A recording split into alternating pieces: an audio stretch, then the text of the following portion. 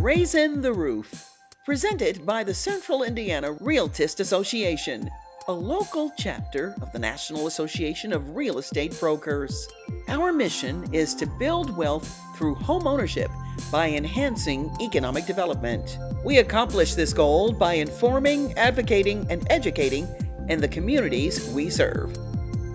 And now, Raising the Roof.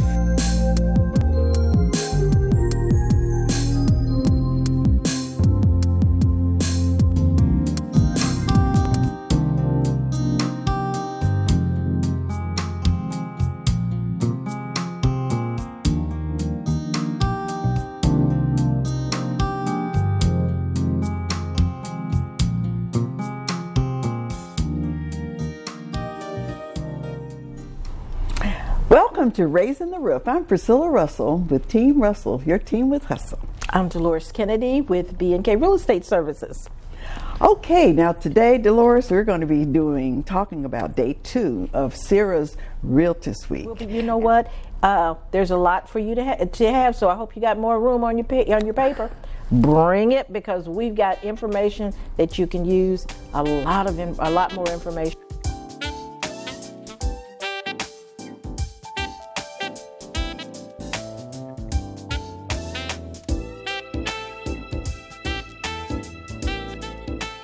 One of the reasons why the landlord registry doesn't work effectively is because the state preempted that working effectively as well. Cities cannot put in effective registries. They cannot put in those type of requirements around mandatory inspections. All of that was preempted in another bill that was passed by the Indiana General Assembly. So, go ahead, Madam. Okay, well, you're talking about things on a local level and a state level, but it seems like things have to be changed at a federal level, because we've got all these predatory speculators buying up all the property, and it's over 33% of rentals in our state and across the nation. So, you know, if the federal government, at the federal level, you know, makes rules, laws, passes bills, then we can see some changes that, you know, curtail all of this, the rental increases and all this, you know, because it's not working. It's not going to work on a state and a local level. So right now, the U.S. Congress has been doing some hearings on investor purchases, particularly when it's tied to high eviction rates. There have been some hearings on it. I wish that we could be able to say that something could pass at the federal level. In this particular area, I think that there's going to be a fight in the Senate to potentially get something through on this. And the other thing is, each state has their own state landlord-tenant law, and it's I think having a federal landlord-tenant law would probably be difficult to get through. Well, not for the tenants. If you, on a federal level, if you could curtail the sales to the investors. Yeah, certainly. Yep. Yeah. And there's been some hearings that have been going, you know, on that. I just think in the interim, we're probably going to have to look to localities and maybe some states doing it, because I'm just not certain it's going to come at the federal level like we might want it to. I hope it does. I hope that we get some legislation out of that passes. I'm just not certain that that's, you know, going to happen right now. So this is a good time to have Representative Porter introduce himself. Tell us what he does. Good 11:59 and 45 seconds to all of you. My name's Kirby Porter, State Representative here in Indianapolis. Serve on Ways and Means, Ranking Member, also Public Health and Insurance, and been an advocate with the Realtist family for a while. I know we've had some good conversation. Apologize for being late. I had another commitment at 11 o'clock with the mayor. For those people who live down and probably want to talk about this, Kennedy King area, got $1 million to help with King Park and that building. So one of the neighborhoods that's going through a heck of a But in transition. the interim, we have one of our sponsors here, and then we want to hear from our IAR director.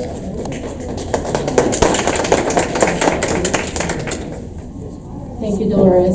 I just want to say thank you. It is really an honor, and it's exciting to have events like this. I wanted to say, Sarah, thank you and congratulations.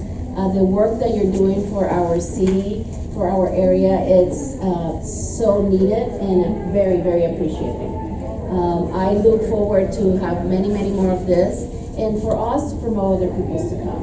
And thank you for the panelists for taking the time to talk to us and address such an important issue. First Merchants is very proud to be here and hope to take some things back to continue our efforts. Good afternoon. Good, yeah, I got 3 minutes afternoon. Mark Fisher, I've been in the role of CEO of Indiana Association of Realtors since September.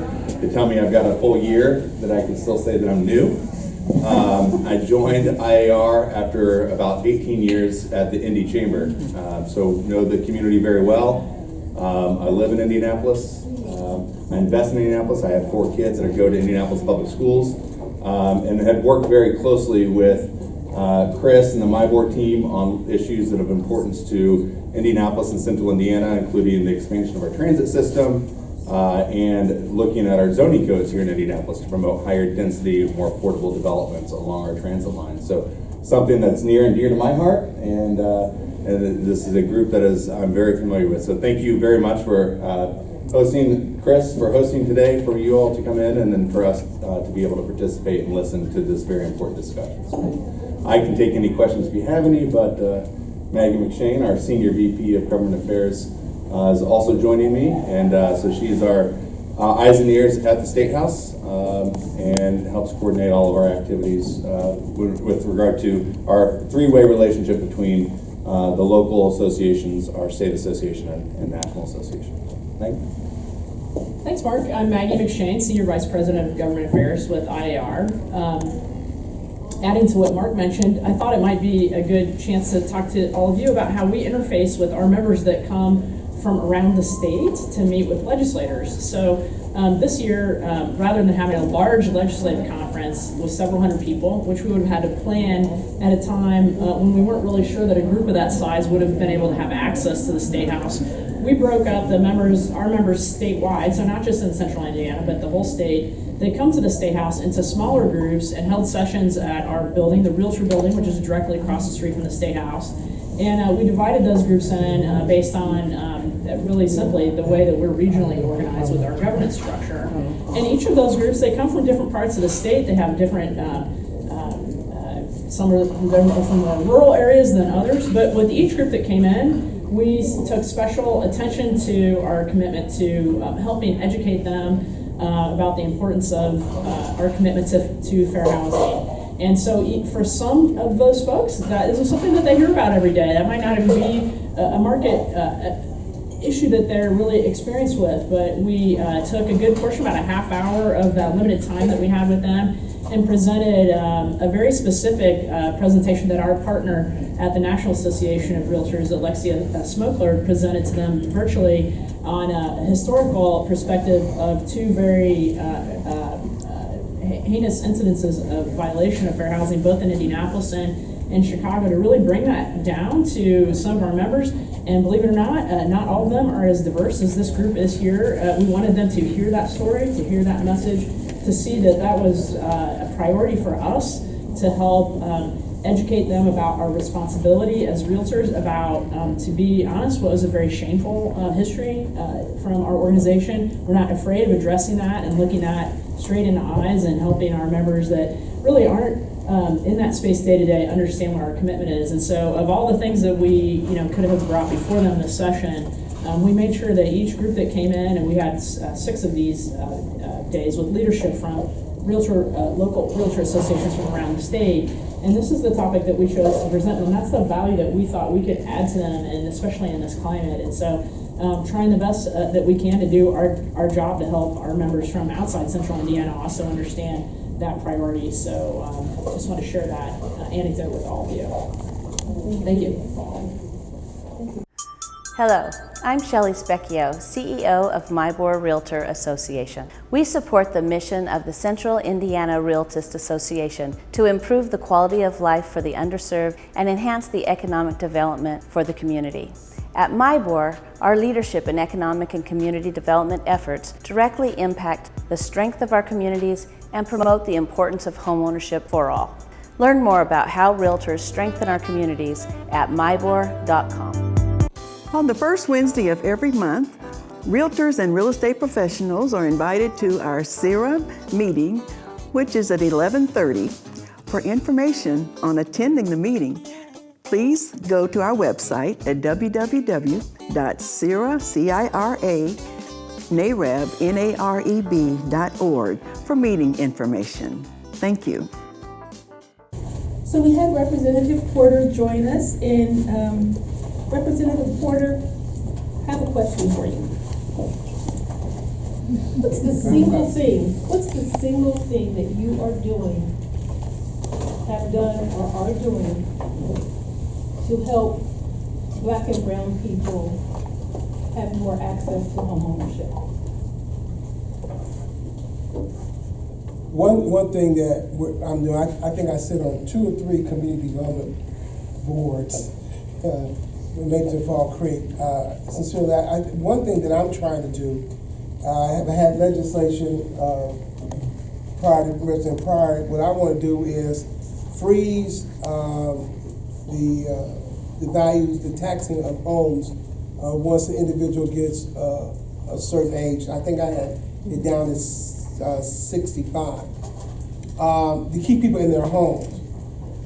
Which I think is very important. You heard me kind of talk a little bit about what's going on in Kennedy King area, but I think that the concern that we all have, we had that conversation, is that people are being priced out. However, I think it's important that we have access to individuals that can borrow money or have lower interest rates, and it's not just about your zip code. And I think that's one thing we have to do is get away from the systemic issues in regards to one zip code. Because appraisers or whoever look at the zip codes, or even the banks, lending institutes look at zip codes, and they change, the price may vary according to one zip code. Just had a conversation with someone this morning that lived north in Hamilton County, but then they had African American. The address was Hamilton County, and they tried to refinance their house. Then they tried to refinance their house. They just right over the border. They gave the Indianapolis address, and the house wasn't able to be refinanced because it was Hamilton County versus Marion County. So, I mean, to address things like that, it's very important that we work and make sure that everyone that to attempt to make the playing field or the Black wealth field of home ownership level. It's not going to be a lot. You can't turn it on and turn it off, but it's about educating individuals. And Representative Pryor was talking about it also, along with other people up here, is when things get out of hand, that we appeal, that you have to educate people to appeal. My mom lives at 34th and Kingwood, one of the hottest areas now. I mean, I bought the lot next door to protect her house because they building houses every 2 or 3 months. And they don't look like us. So I'm trying to figure out with INHP and other places, what are your diversity numbers are? What are you really doing? Because if they have the mechanisms to do that, they should be a lot more inclusive when it comes to who gets ownership and who do you help elevate and give them the tools and the tool chest to buy a home. Okay, so we bought the house next door to my mom's house, the lot next door to my mom's house, 29th and Broadway, so I totally understand what you're saying.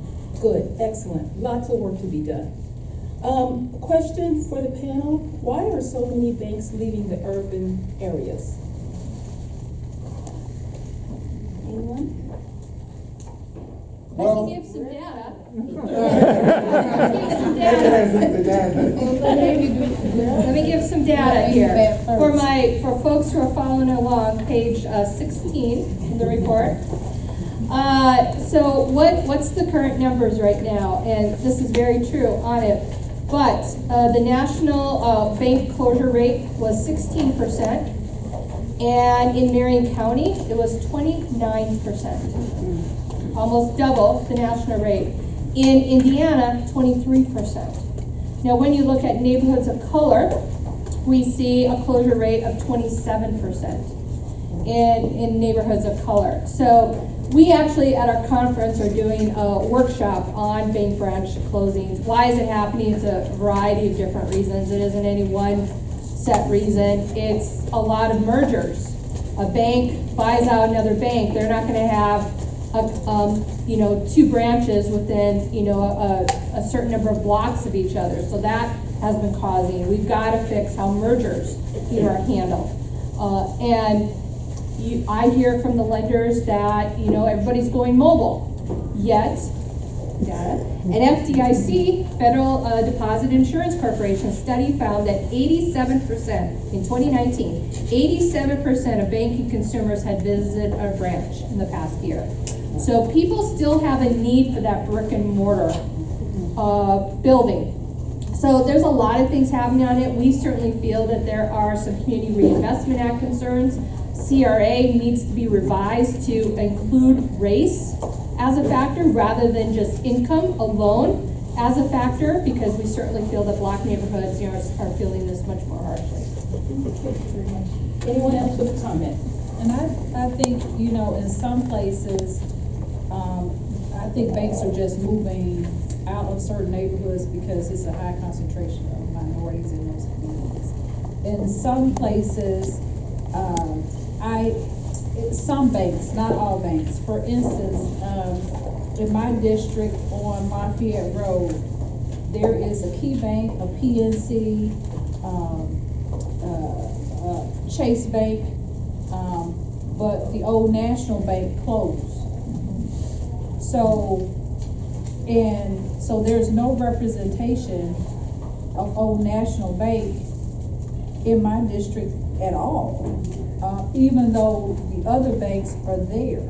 And so I think for some, it is whether or not those communities have a high concentration of minorities in those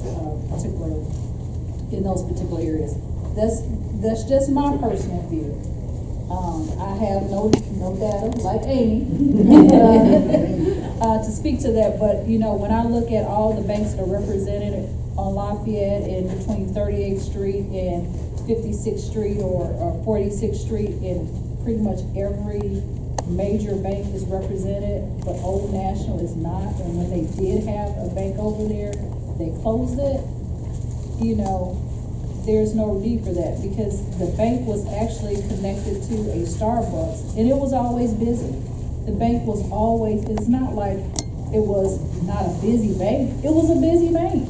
So if you're a busy bank, why are you closing when all the other banks are still there and they're busy as well?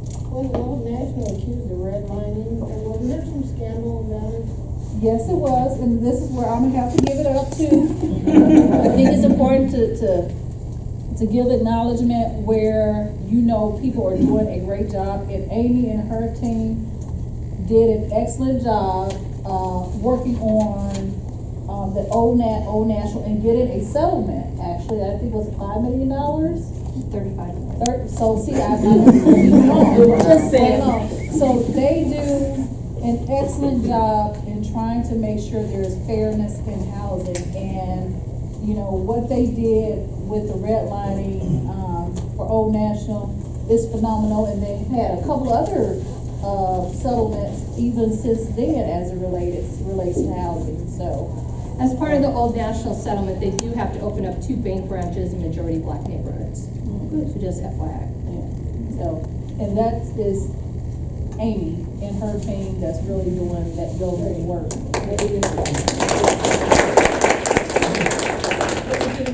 From my small window about financial institutions, I would say where I'm blessed to represent, I lost two banks, two Chase banks. I'm gonna call it, I'm gonna say it like it is. If you ain't here, I'm sorry, but I'm not. I lost two Chase banks, one at 38th and Washington Boulevard, and one in the Avondale Meadows area. And I, banked there all my life. My mother, we banked at 38th and Washington Boulevard, and knew the branch manager very well. And just kind of basically said, what is the issue at 38th and Washington Boulevard?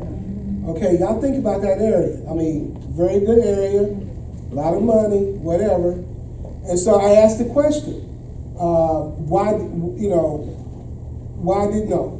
did they close? They kept it open, but they had a drive-through to peace, because I raised a lot of concern. Then in the bank over, because they said they wouldn't make enough money, which did not pan out to me, not in that community. Avondale Meadows Bank, they said, because they didn't have enough loans, or the finances were not where their threshold, their metrics didn't work out. So raised concern there. They kept the metrics there. Then it started doing well as their metrics. Then they put a security person in there. Didn't need a security person. Hadn't been robbed, nothing. Which is what does draw down the money. Yeah. So the finances of it begin to go south and depreciate. Therefore, you can legitimately say it's not profitable. Yeah. And so what banks have done, some banks, not all institutions, some financial institutions manufacture a way that you can say, these are the statistics, this is the reason why I'm doing it. And that happens in African American communities. And then even at Avondale Meadows, they said, well, they can make it and go to 52nd and Keystone. That's 1.5 miles away, so what are they supposed to do? Don't no bus run up there? Okay, so it's been very interesting because at 38th in Pennsylvania, there's a bank. At 38th and Salem, there's a bank. At 49th in Pennsylvania, there's a bank. But you're going to tell me Chase, who's been there for at least 60 years, couldn't make it. Hello, I'm Dolores Kennedy, broker owner of B&K Real Estate Services, serving the Indianapolis community for over 25 years. I'd love to help you with your home buying experience, whether it's a new build, whether it's an existing home. I'm here to serve you. Call me. You see the number. Call me. Hi, I'm Priscilla Russell, your team with Hustle with United Real Estate. We've been serving Indianapolis area for over 37 years. We help our clients build generational wealth through home ownership. When you need a home or you need to sell a home, please call us at 317-872-SELL. Well, you're going to tell me Chase, who's been there for at least 60 years, couldn't make it. Page 23 of the report has Blackberry Bank listed as an underperforming bank when it comes to Black originations, as well as about a dozen other banks which are far below what their peers are doing. And I would say one of the things we really wanted to do with this report that I keep talking about and you're probably getting sick of, but we wanted to give the public the data themselves. And we wanted to give lender-specific data for this very reason. So you could go to the back, look up, and see how your bank is performing. And make then your own decisions off of that. This data is available to the public, but the data doesn't come in a way that's easy for the public to understand and look at. So we wanted to get that out. And so we gave lender by the top 50 lenders, which is the vast majority of the market. You can look at that yourself. The bank that Representative Porter mentioned is an underperforming bank. One of the reasons I would say is because they pulled their branches from Black neighborhoods.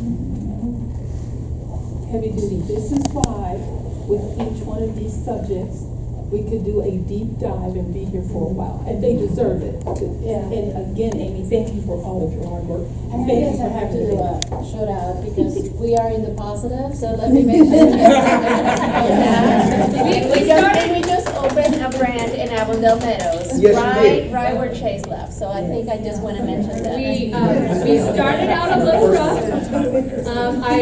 We had a settlement with First Merchants, and First Merchants has been meeting the terms of that settlement, which is what we want to see, and are not a low-performing bank now. And I like to think that because they're doing what they need to do, they're reaping the benefits of that now. Yeah, we're doing great business, so thank you for keeping us in track. Anita, what happens to the funds from the settlements? So it depends upon which funds you're talking about. So under the most recent settlement we had, a certain amount had to go to loan originations. A certain amount had to go to loans for affordable housing developments. Some funds had to go to community-based grants. What else am I missing in there? Let's see, fair lending education. So the total of the most recent one totaled up to about 35 million. But there was about 12 to 15 different categories. They had to put some funds toward marketing, for instance, as well. Loan subsidies, had to give over $1 million in loan subsidies for down payment and closing costs. So that's the most recent one that we've had. Thank you.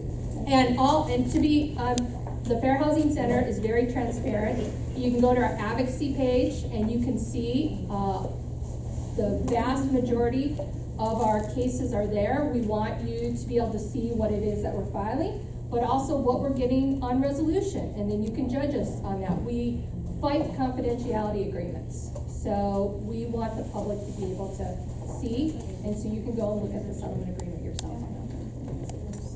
See you next week as we're raising the roof.